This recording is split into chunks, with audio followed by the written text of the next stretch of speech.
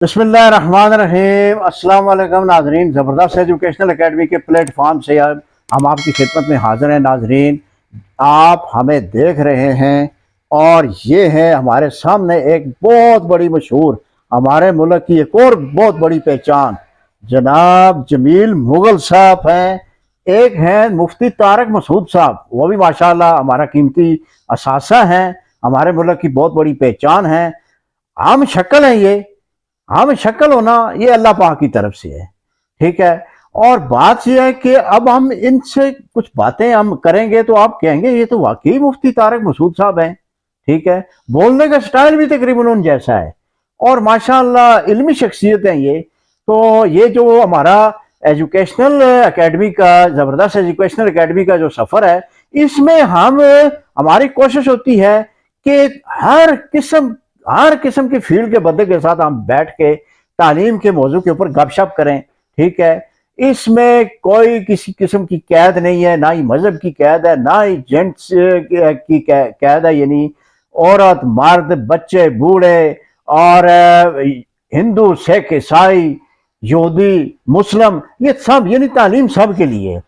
تو بات یہ ہے کہ آپ نے غور سے ان کی باتیں سننی ہے اور یقین کریں آپ کے معلومات میں بہت اضافہ ہوگا۔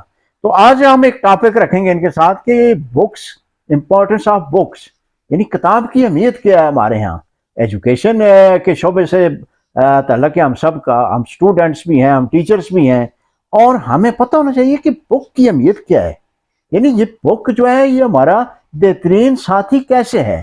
تو آج ہم بات کریں گے جناب جمیل مغل صاحب سے۔ السلام علیکم سر، کیسے ہیں؟ ٹھیک ہے، بالکل خیر خیریت سر۔ سر جیسا کہ آپ نے سن لیا ہے ماشاءاللہ، کتاب کی اہمیت سے تو کوئی انکار کر نہیں سکتا۔ کتاب ایک بہترین ساتھی ہے، جب کوئی بھی نہیں ہوتا یہ کتاب ہی ہمارا جو ہے وہ سہارا ہوتی ہے۔ ہمارے مائنڈ کے جو خوراک ہے، اصلی خوراک، وہ یہ کتاب ہے نا یہ بات؟ بے شک۔ تو ماشاءاللہ آپ کی ایک تو پہلے لوگ سے ناظرین دیکھ رہے ہوں گے، آپ طارق مسعود صاحب کے ہم شکل لاگ رہے ہیں، لیکن جو آپ جناب کی پرسنالٹی، جناب کی پہچان وہ اپنی جگہ پہ ہے، ان کی پہچان اپنی جگہ پہ ہے، ٹھیک ہے۔ اور یہ ہے کہ آپ دونوں جو شخصیات ہیں وہ ہمارے ملک کا قیمتی اثاثہ ہیں، ٹھیک ہے۔ آپ بھی ماشاءاللہ انٹرنیشنل لیول پہ کافی وزٹس کر چکے ہیں اور کافی سارے بینیفیشل کورسز بھی انہوں نے کیے ہوئے ہیں۔ تو آج ہم صرف ان کے بارے میں یہ پوچھیں گے۔ یہ دیکھیں، احیاء العلوم، امام بن محمد غزالی شافی رحمۃ اللہ علیہ، یہ مصنف ہیں اس کتاب کے۔ اور یہ کتاب جو ہے جیسا کہ آپ نے دیکھ لیا ہے نام اس کا، لیکن سمپلی ہم بکس، امپورٹنس آف بکس، یعنی what is the significance of book, اور بک ہماری کیسے ساتھی ہو سکتی ہے، اس بارے میں آپ ناظرین کو ذرا تھوڑا بہت اپنی راہ سے نوازیں گے۔ جی بہت بہت شکریہ جناب، آپ نے مجھے یعنی اس موضوع کے اوپر بات کرنے کا موقع دیا۔ جی سر۔ تو اس میں یعنی سوری اگر بات کی جائے، دیکھیں اس بک کی نا، احیاء علوم نا، تو امام غزالی رحمۃ اللہ علیہ کی یہ کتاب ہے۔ اور امام غزالی رحمۃ اللہ علیہ کے یعنی بارے میں جو میں نے کچھ تھوڑا سا ان کے بارے میں پڑھا ہے، تو امام غزالی رحمۃ اللہ علیہ نے یہ جو کتاب ہے، یوں سمجھ لیں کہ امام غزالی رحمۃ اللہ علیہ ماشاء اللہ، اللہ رب العزت نے ان کو یعنی ایسا، یعنی اللہ پاک نے فہم دیا تھا کہ یوں سمجھ لیں کہ ان کے جو استاد تھے نا، یعنی یہ اس وقت شاہ ملوک کی یعنی حکومت تھی، تو نیشا پور، یعنی وہ سمجھ لیں کہ وہ ایریا جو، تو اس میں یعنی استاد کی یہ تمنا تھی کہ اس وقت یہ ہوتا تھا کہ جو یہ مناظر جس طرح نہیں کرتے تو جو جیتا جاتا تو اسی کو قاضی بنایا جاتا تھا نا۔ تو امام غزالی رحمۃ اللہ علیہ کا یعنی آپ دیکھ لیں کہ کتنے بڑے امام تھے کہ اپنے یعنی استاد کی، جن کی ان کی خواہش تھی کہ یہ یعنی یہاں تک میں پہنچوں، ان کی زندگی میں اونلی 28 ایئرس یعنی اس میں یعنی وہ وقت کے قاضی بنے نا۔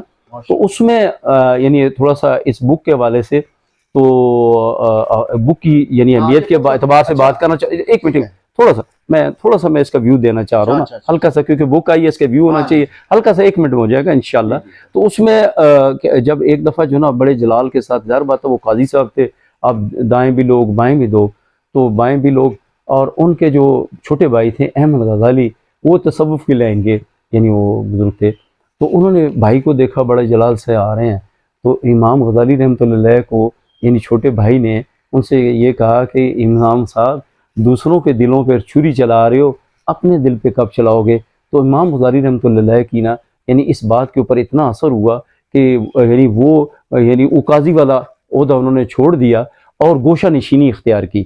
12 سال کی گوشہ نشینی میں انہوں نے یہ کتاب لکھی ہے، فلسفے کے اوپر احیاء علوم کتاب جو نا یہ 3 جلدوں پہ ہے، تو یہ بہت لوگوں کو پڑھنی چاہیے۔ اچھا، جہاں تک کتاب کی اہمیت کا، یوں اگر ہم بات کریں کہ جیسے مذہبی لحاظ سے اگر بات کریں کہ اللہ رب العزت نے یعنی پیغمبر بھیجے، پھر صحیفے بھیجے، کتابیں بھیجی، 4 کتابیں بھیجی، قرآن پاک نبی صلی اللہ علیہ وسلم پہ بھیجا، اور پھر یعنی قرآن پاک میں یعنی وہ سمجھ لیں کہ اللہ رب العزت نے خود براہ راست اگر یعنی آپ دیکھیں کہ اللہ تعالیٰ نے ہم سے بات کی ہے، تو اب اسی اعتبار سے یعنی اگر آپ دیکھیں نا کہ اگر اب تک امام غزالی رحمۃ اللہ کے جو جتنی بھی جو بھی انہوں نے سیکھا جو بھی، تو ان کی کتابوں کے ذریعے سے نا وہ علم زندہ ہے نا۔